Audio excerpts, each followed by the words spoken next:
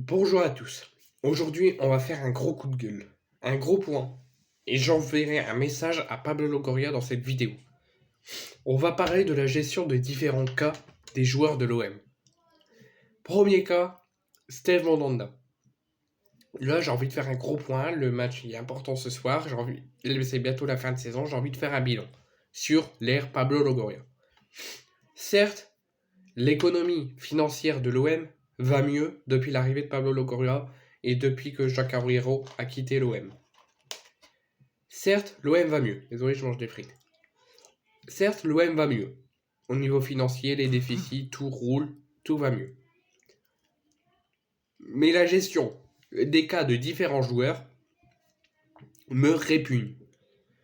Steve Mandanda, ils l'ont laissé partir librement, sans tenter la moindre occasion de le conserver.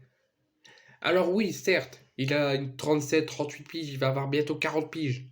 Mais je prends l'exemple de Vittorino Hilton. Il a terminé sa carrière à 43 ans. Et il y en a même un en Chine qui a 55 ans et qui joue encore au football. Donc le football ne se termine jamais, sauf si le joueur ne veut plus jouer. Ou qu'il s'en sort plus capable de jouer. Mais c'est pas ça le problème. C'est la gestion du cas Steve Mandanda, de l'avoir éjecté, un manque de respect incroyable, de l'avoir éjecté comme ça de l'OM. Alors je connais pas les raisons du départ de Steve Mandanda, ou s'ils l'ont dit, je m'en rappelle plus trop, mais de moi, ce que je me rappelle, c'est que Pablo Longoria n'a pas tenté la moindre occasion de le conserver et de le convaincre de ne pas rejoindre le Stade Rennais. Alors moi, je m'en fous. Steve Mandanda a quitté Rennes, c'est bien pour sa carrière. Mon but, c'est qu'il progresse et qu'il avance dans sa carrière. C'est une très belle recrue, une très bonne recrue pour Rennes. Mais je suis trop déçu qu'il parte comme ça de l'OM, mais qu'il parte aussi de l'OM parce que c'est une légende de l'OM. Alors peut-être, on le sait pas. Peut-être Steve Mandanda, il voulait plus rester à l'OM, il voulait partir à Rennes ou il voulait quitter l'OM. Je le sais pas. Mais que Pablo Longoria n'a pas tenté la moindre occasion et de ne pas l'avoir respecté en le laissant comme ça partir comme un chien, ça me répugne. Deuxième point, la gestion des joueurs recrutés au mercato. On nous a promis un bel avenir de l'Olympique de Marseille avec des objectifs remplis.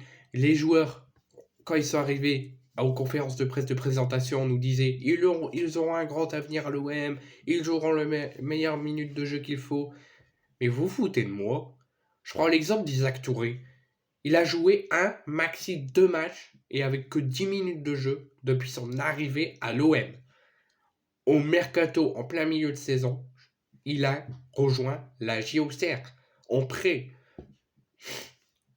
Qu'est-ce que ça a servi de l'acheter, de lui prévoir un grand avenir à l'OM, de nous prévoir un grand avenir à nous avec ce joueur pour au final le faire jouer que 5 à 10 minutes et de le faire dégager au bout de 6 mois à Auxerre et en fait de l'avoir acheté mais au final de ne pas le faire jouer.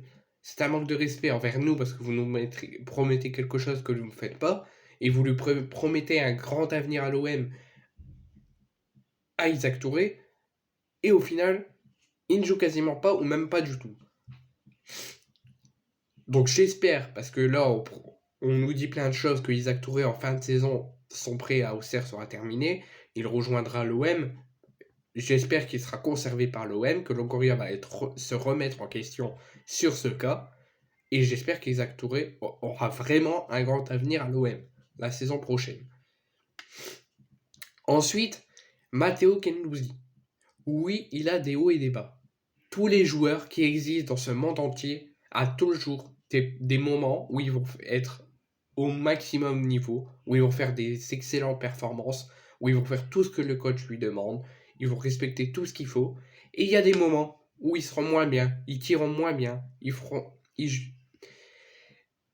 mais de là à tout de suite, parce qu'il fait des mauvaises performances, il y a un bas niveau, vous lui laissez même pas la chance qu'il change et qu'il retrouve le haut niveau. Alors certes que si là vous lui laissez la chance et qu'en fin de saison il est toujours au même niveau, C'est pas en 6 matchs ou en 7 matchs qu'il retrouvera son niveau. Il faut l'encourager, le faire travailler à l'entraînement, ne pas le lâcher. Au lieu de juste question argent pour réaugmenter un petit peu l'économie financière de l'OM, c'est pas ça le plus important. Le plus important, si tu achètes un joueur, que tu lui promets un très bel avenir à lui et aux supporters, c'est tu ne le lâches pas durant toute la durée de son contrat pour qu'il progresse et qu'il avance en tant que joueur professionnel. Là que j'entends que Newcastle, Arsenal le poursuit parce que l'OM veut le vendre et que ça pourrait être la grosse vente de l'OM en ce mercato, moi ça me met mal. De dire tu lui promets un grand avenir, tout comme à Isaac Touré, hein, tu lui promets un grand avenir, tu lui promets qu'il va progresser, et au final il fait un faux pas, tu le dégages. Tu le fais même pas progresser, tu l'encourages même pas, tu le fais pas travailler un petit peu plus, tu le dégages. C'est pas normal. Ensuite, il y a le cas de Gerson qui m'énerve encore plus. Gerson, tout comme Isaac Touré d'ailleurs, n'a quasiment même pas eu le temps de rentrer dans le système de Tudor. Les premières performances de Gerson envers Tudor ont certes été médiocres. Comme Guendouzi, comme Isaac Touré, vous lui avez même pas laissé la chance de s'exprimer, de faire une réunion avec lui, ses représentants. Vous lui avez même pas laissé la chance de s'entraîner un petit peu plus, de rentrer tout doucement. Ça va prendre du temps. On rentre tout le temps dans un travail, on rentre tout le temps avec beaucoup de temps. Mais là, 2 matchs où il rentre pas dans le système de Tudor, il râle parce qu'il sort au bout de 50 minutes de jeu, c'est normal, c'est qu'il y a un truc qui va pas. Donc faut discuter avec lui, il faut pas le lâcher, il faut le faire progresser, il faut voir comment il peut rentrer dans le système, même s'il rentre pas tout de suite. Faut pas essayer de le dégager ou le mettre sur le banc comme il fait avec Payet.